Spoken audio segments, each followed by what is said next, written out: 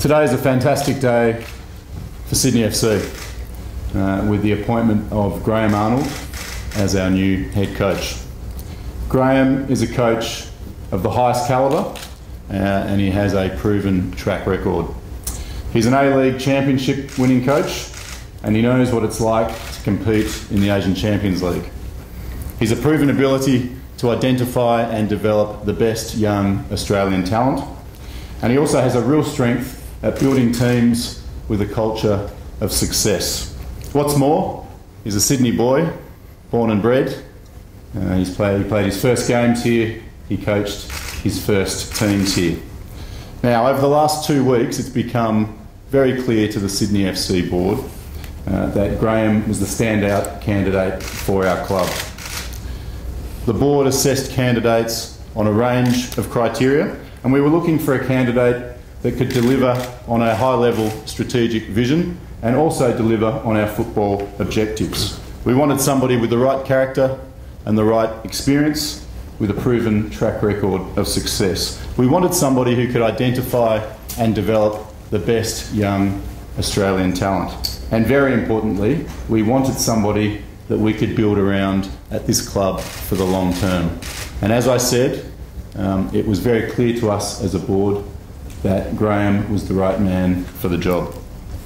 As you all know, Graham is a no-nonsense, down-to-business type of character, and I can assure you that in just the last 24 hours, Graham has already very much hit the ground running here at Sydney FC.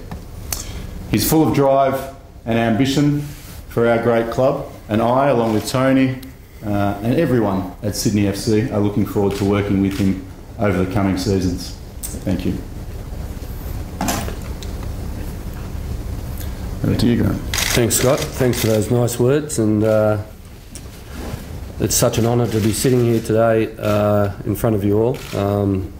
It's great to be back in the A-League and Australian football after my short stint in Japan. But you know, I am a Sydney boy. I've grown up in Sydney. I played all my junior football in the Sutherland Shire. I've represented the state of New South Wales here.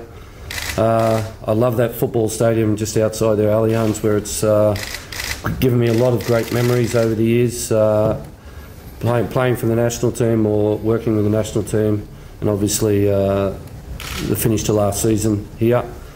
It's such an exciting time for me.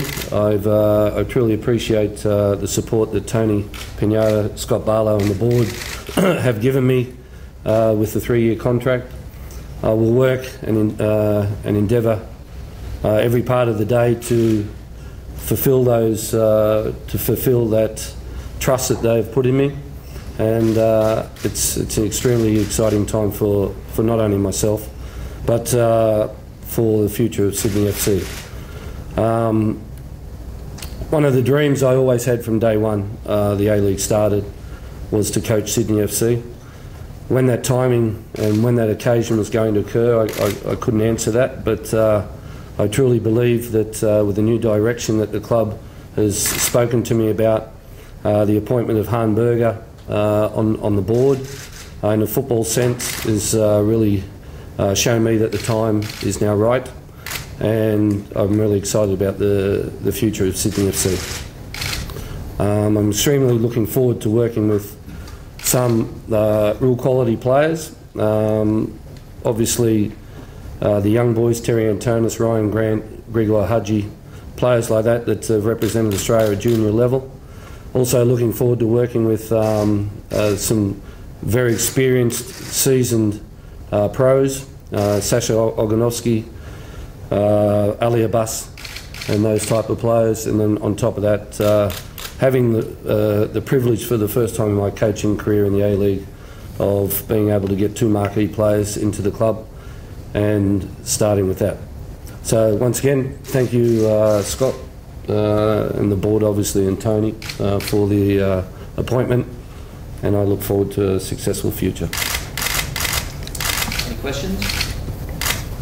Graham, you rejected quite an offer from this club a couple of years ago. What got you over the line?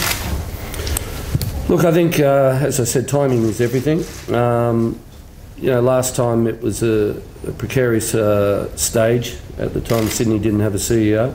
And this time I got to meet the chairman first up in Scott Barlow, and I got to hear firsthand what his plans and goals were and the future of the club. And straight away it was a different story. So, you know, it's a massive club, and you know, for me, Sydney FC is the biggest club in the country, and you know, there's probably 3 other clubs that could dispute that at this moment in West Sydney, Melbourne, Victory and Brisbane. But when you look at what Sydney FC have done and the quality players that they bring to this country, that they set the standards, and those standards now have to be met by not only myself and the coaching staff, but also the players. Graham, does the emergence of Western Sydney in the last couple of years under your old mate Copper present challenges that maybe weren't even there 3 years ago? Yeah, look, I think that's the excitement of joining Sydney, as well as those derbies. You know, I've sat and watched those derbies for the last couple of years, and you know, the fantastic occasion and atmosphere, and you know, I haven't had the privilege of being part of one of those derbies yet, but obviously I know exactly what it means to our wonderful supporters. So, you know, West Sydney have done extremely well in the 2 years, obviously results-wise, but I think a lot of people forget that, or don't look at the stats that Sydney FC have an average crowd of 19,000 and have more of an average crowd than West Sydney Wanderers, and they don't get the credit for that. Graham, you've never really been a fan of the big name marquee players. Sydney's a market that really responds to those big names, you know, big foreign players.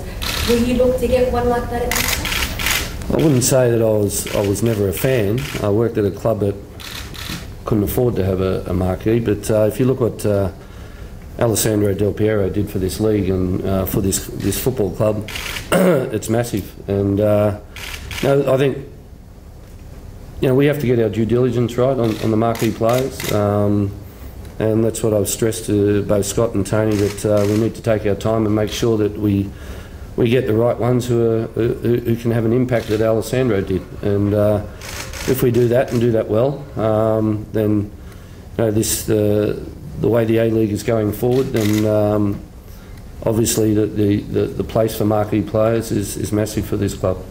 You're at a small, consistently overachieving club last time. Now you're at a big, probably some would say consistently underachieving club. How do you take that responsibility and that opportunity? Yeah, well, look, the first thing that I'll be saying to the players is we have to have a siege mentality, that everyone wants to beat us, because we are known as the biggest club in this country, and everyone will raise their standards and want to be better. Working at the Mariners was a totally different story, and this way, with being able to have the resources that we have, we've got probably one of the best training facilities in the country. We're looking at building a centre of excellence that I want to be involved with with the future of the club.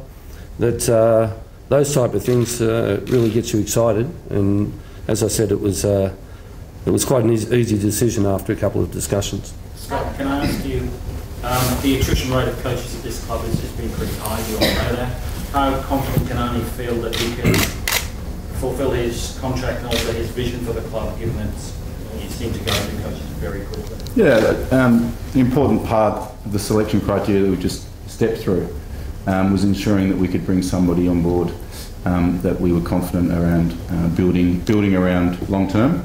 We think that's very important for the club moving forward, and Graham really stood out on a number of criteria, including that one, because stability and building for the future and patience are all key to the club moving forward. So even if he didn't make the finals, he'd still the coaching situation? Yeah, we've been very clear with Graham in our conversations over the last 10 days about the goals we set ourselves, on-field performance goals that we set ourselves as a club. Clearly, we want to be competing in Asia regularly, and clearly that requires us to have domestic success to get there. We are very clear about that, and Graham is completely on board with that as well. But having said that, patience is key. and long-term planning is key, and that's been important in the conversations we've had.